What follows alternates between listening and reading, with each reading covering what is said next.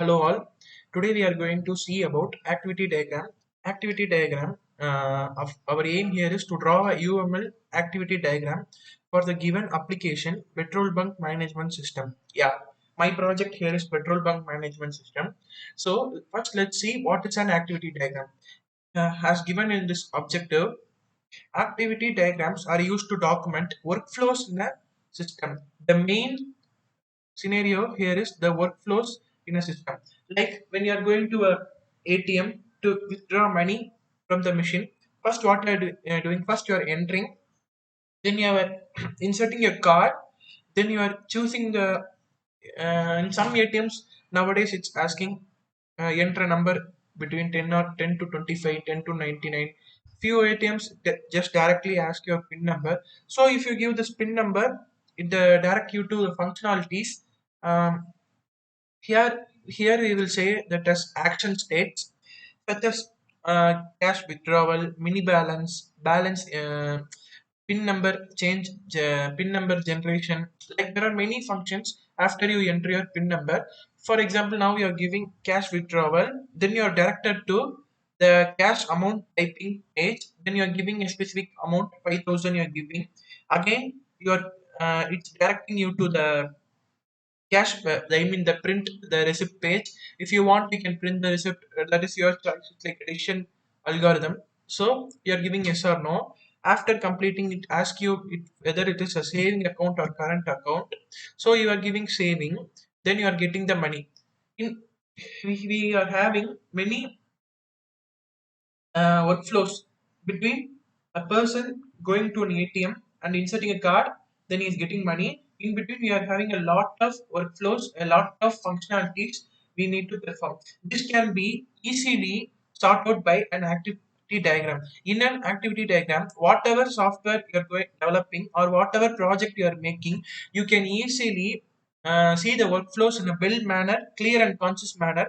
Yeah, let's see the activity diagram for petrol bunk management system, and we can also see the component small things used in activity diagram like this. This is initial state. The initial state marks the entry point and initial activity. Here we are going to start the initial activity. Final state is nothing but the opposite of initial state.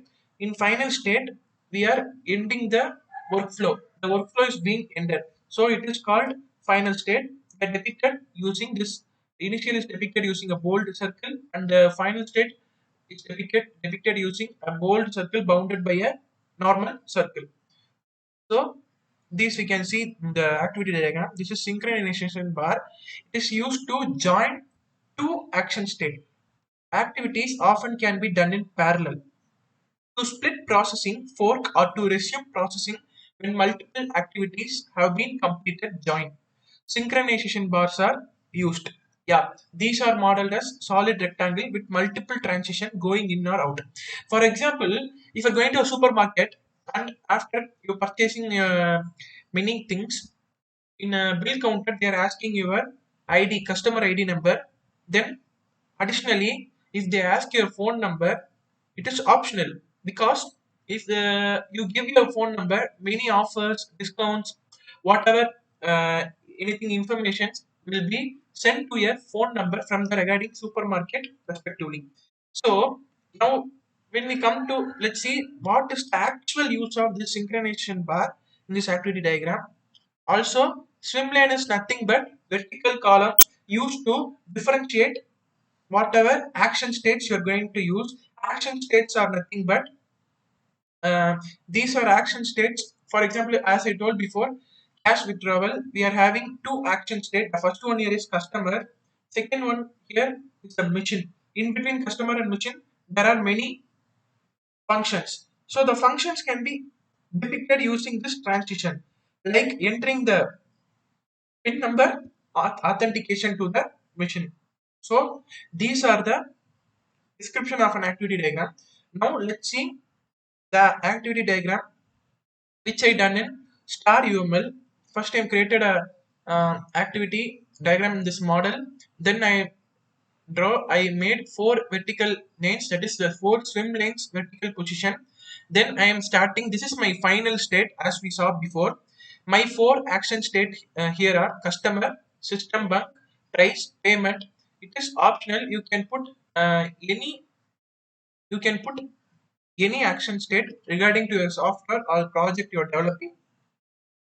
So coming here, I'm starting with my initial state. Now a customer is going inside a petrol bunk, is entering ID to the system bunk and is entering the password. So when these two actions are done, it is authorizing whether the ID and password are correct.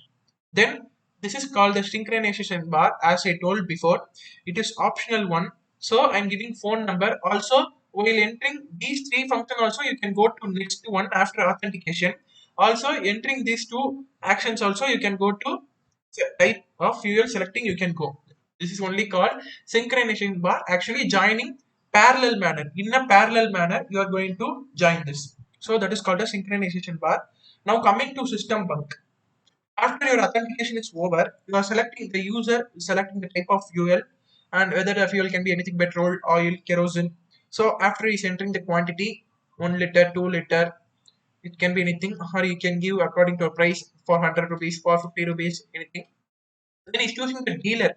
For example, in our country, India, there are many dealers for petrols like Bharat Petroleum, Indian Petroleum. So you can choose according to your wish. So after completing this system bunk, it directly takes to a third action state, which I given as price. In the price, it shows the price of the fuel you have purchased. In that, it has two options. This diamond is nothing but decision making state, that is you have two dealers rupees where whatever dealer you choose it shows the dealer rupees, and also you can choose updated rupees. For example, today petrol price can be 98 rupees, tomorrow petrol price can be 102 rupees. So it is 4 rupees increase, another third day it can be 100 rupees, 2 rupees decrease.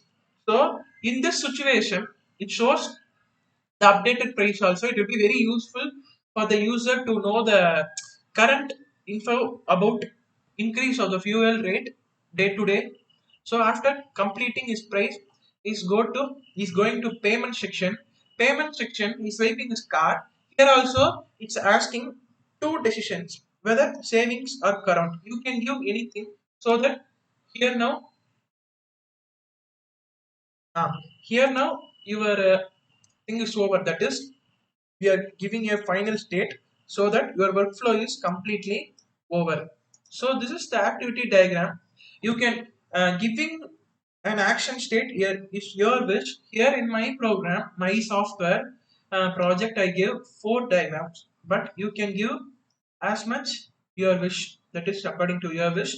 So these are the, as we saw action state, and we saw final state and initial state, in which workflows and functions are happening, and we saw this action boxes, and we saw authority, that is message passing horizontal lanes, and we saw swim lanes which are verticals for depicting these actions in this whole activity diagram.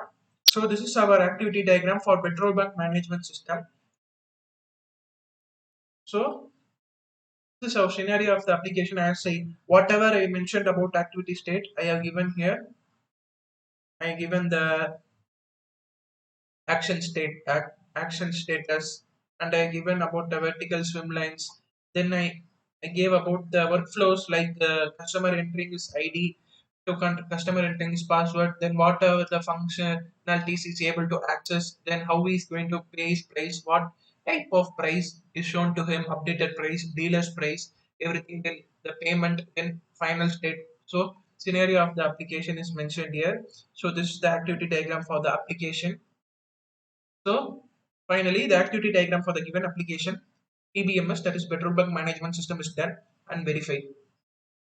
So we saw all concepts of activity diagram. What are the things used differently in it? So our activity diagram program is over. Thank you.